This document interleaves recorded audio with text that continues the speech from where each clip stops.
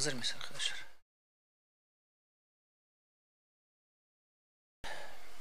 Değerli arkadaşlar, bugün Gazze'de yaşanan olaylar ve gelişmeler nedeniyle yapacağımız asıl basın açıklamamızı iptal etmek ve tek gündemle size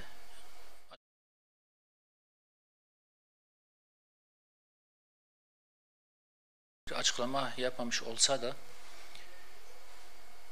anlaşıldığı kadarıyla görüntülerden, haberlerden ve gelen bilgilerden eşsiz komutan, İslam lideri, korkusuz mücahit Yahya Sinvar'ın şehit olduğu anlaşılmaktadır. Ümmetin acizliği, ümmetin sessizliği her geçen gün çok daha ağır bedeller ödettirmektedir bize. İslam ümmetinin sessizliği her geçen gün Siyonist canavarının daha fazla vahşileşmesine ve daha büyük değerlerimizi bizden koparmasına sebep olmaktadır. Yahya Sinvar az çok hepimizin tanıdığı, her ne kadar birebir tanışmamış olsak da, her ne kadar buralarda görüşmemiş olsak da az çok herkesin tanıdığı bir lider, bir komutan. Hem mücahit hem bir lider. Malum kendisi hiçbir zaman cepheden geri durmadı. Ömrünü zindanlarda geçirdi. 24 yıl boyunca cezaevinde kaldı ve bir takas sonucunda İsrail onu bırakmak zorunda kaldı. Mücadele sahasına girdiği ilk günden beri Gazze direnişini, Aksa cephesini sırtlayan, gece gündüz çalışan, büyük fedakarlıklar yaparak mücahitlere örnek olan ve Gazze'de geçilmez bir kale oluşturulmasının en önemli aktörlerden bir tanesi. Şimdi gerçekten yüreğimiz yanıyor, acımız büyük ve Gazze halkının, Filistin halkının, İslam ümmetinin acısı büyük. Biz burada özellikle başta Hamas olmak üzere Filistin halkının ve İslam ümmetinin acısını paylaşıyor ve özellikle Filistinli kardeşlerimize, Hamaslı kardeşlerimize taziyelerimizi sunuyoruz. Değerli arkadaşlar, Yahya Sinvar hakikaten bizim için çok büyük bir kayıp. Bunda tartışacak hiçbir taraf yok. Onun Gazze'nin geçilmez bir kale olması noktasında çok büyük bir emelleri var. Yıllardan beri İsrail bütün işbirlikçileriyle, bütün destekçileriyle, Amerika'sı, İngiltere'si ve diğer bütün teknolojik imkanlarıyla yıllardan beri peşinde olduğu halde ve kendisi yıllardan beri aktif bir şekilde yanı başlarında olduğu halde ona ulaşamıyor, onu ele geçiremiyor, hiçbir şekilde onunla temasa geçemiyorlardı. Bu kadar büyük ve cesur bir kahraman idi. Biz net olarak bugüne kadar hep beraber gördük ve tecrübe ettik.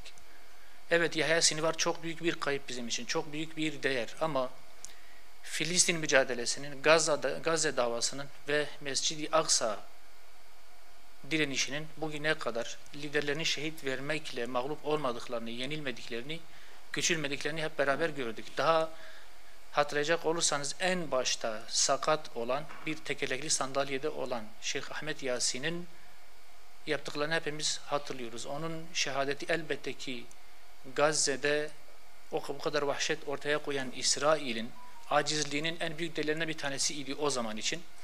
Şehit Ahmet Yasin'in katledilmesiyle hemen sonrasında Aziz Rantisi'nin katledilmesiyle Gazze davası, Gazze cephesi çok daha büyük noktalara ulaştı, çok daha büyüdü ve aşılmaz bir noktaya geldi. Her şehit olan liderle birlikte hep beraber müşahede ettik ki Filistin davası level atladı, çok daha büyük noktalara geldi ve geçilmez bir sürece girdi. Şimdi yakın bir tarihte malum İsmail Haniye'yi de şehit verdik. Bugün de anlaşıldığı kadarıyla Yahya Sinvar kardeşimizi şehit verdik. Biz inanıyoruz ki ve hiç şüphe etmiyoruz ki onun da şehadeti İsraillileri, Siyonistleri ve onların yandaşlarını asla rahatlatmayacaktır. Ondan sonra da asla rahat bir nefes almayacaklardır ve Filistin davası da onun şehadetinden sonra muhakkak ki daha da büyüyecek ve Allah'ın izniyle Filistin'in özgürlüğüne, Kudüs'ün özgürlüğüne ve Siyonizmin mağlup olmasına vesile olacaktır. Daha şimdiden tüm İslam ümmeti içerisinde ve Filistinli kardeşlerimiz arasında binlerce, belki milyonlarca Yahya Ayyaş şimdiden hazırdır, şimdiden mücadele için hazır beklemektedirler ve onun yerini dolduracak binlerce insan vardır.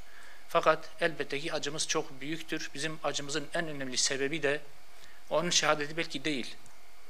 İslam ümmetinin acizliği, onlara sahip çıkamamamız, onlar için hiçbir şey yapamamamız ve halen bizim içimizde onlarla işbirliği yapanların olması. Halen ticaret noktasında istediğimiz noktada olmamamız, halen siyasi anlamda ilişkilerin kesilmemesi ve halen hem Türkiye hem diğer İslam ülkeleri olarak gelmemiz gereken noktada olmamamız, ortaya koymamız gereken tavrı ortaya koymamamız ve büyük bir aciziyet içerisinde olmamızdır. Bizim üzüldüğümüz husus budur.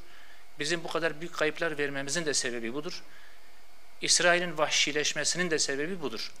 Şimdi hep beraber biliyoruz ki Türkiye'de halen çifte vatandaş olan Siyonistler aramızda dolaşıyor. Her ne kadar somutlaştırılamıyor ise de, her ne kadar açıklanmıyor ise de Türkiye'de çifte vatandaş olup oraya girip soykırıma katılan insanların olduğunu biliyoruz. Bu büyük açıdan sonra Türkiye'nin de yetkililerinin harekete geçerek en azından Türkiye'de onlarla işbirliği yapan yerli Siyonistlere hak ettikleri cezaların verilmesi, vatandaşlıkların iptal edilmesi ve soykırım suçundan yargılanmaları noktasında gereken adımların atılmasıdır. Yahya Sinvarları bir daha kaybetmemek, böyle eşsiz insanların katledilmesine giden yolu açmamak için hep beraber üzerimize düşenleri yapmak durumundayız. Bundan dersler çıkarmak zorundayız ve şunu da net olarak bilmemiz lazım ki Yahya Sinvar sadece Filistinlilerin kaybı değil. Bütün İslam ümmetinin kaybıdır.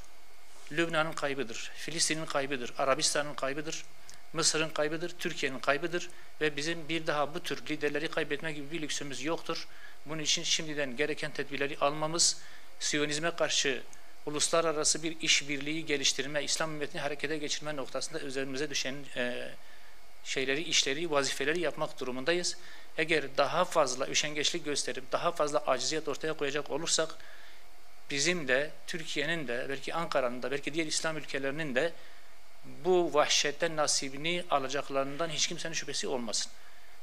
Lübnan'da olduğu gibi, Suriye'de olduğu gibi, Irak'ta olduğu gibi, Yemen'de olduğu gibi, İran'da olduğu gibi ve Siyonist vahşet öyle bir noktaya gelmiştir ki bir gün içerisinde 5, 6, 7 ülkeyi vurabilecek bir noktadadır, bir durumdadır.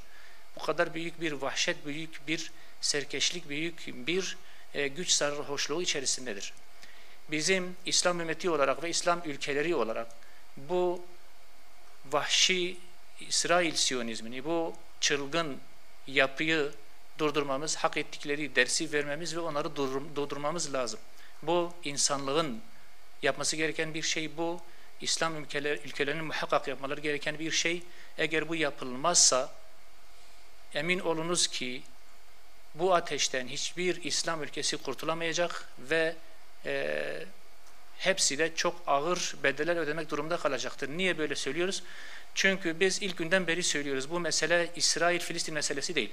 Bu mesele sadece Gazze'nin meselesi değil. Bu mesele aslında İsrail'in arkasındaki güçlerin İslam ümmetinden hesap sormaları, İslam ümmetini, İslam ülkelerini bitirmeleri, ayakta kalacak hiçbir İslam ülkesini bırakmamaları projesinin bir sonucudur. Ve bu proje her geçen gün daha da ileri noktalara çıkıyor. Sonuçta Irak'ın, Suriye'nin, İran'ın, Lübnan'ın, Filistin'in, hatta Türkiye'nin parçalanması, bölünmesi ve İslam ümmeti içerisinde ayakta kalacak hiçbir gücün kalmaması noktasına kadar götürülmesi düşünülen bir proje. Nitekim bunu bizim yetkilerimiz, Sayın Cumhurbaşkanı ve diğer yetkililer de defaeten ifade ettiler. Her geçen gün meydana gelen olaylar da bunun ne kadar doğru ve haklı olduğunu, ilk günden beri bizim söylediğimiz, bizim yaptığımız tespitlerin ne kadar geçerli, ne kadar isabetli olduğunu ortaya koymaktadır.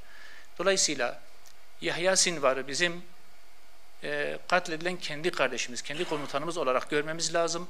Siyonizme karşı her geçen gün tedbirler alınmadan her geçen gün bizim açımızdan da, Türkiye açısından da ve bütün İslam ümmeti açısından da çok daha ağır bedellerin, faturaların ortaya çıkmasına neden olacaktır. Bir kez daha bu vesileyle Filistinli kardeşlerimize acılarımızı iletiyoruz, taziyelerimizi paylaşıyoruz. Onların da, Filistinli kardeşlerimizin de başı sağ olsun, İslam ümmetinin de başı sağ olsun inşallah. Teşekkür ediyorum.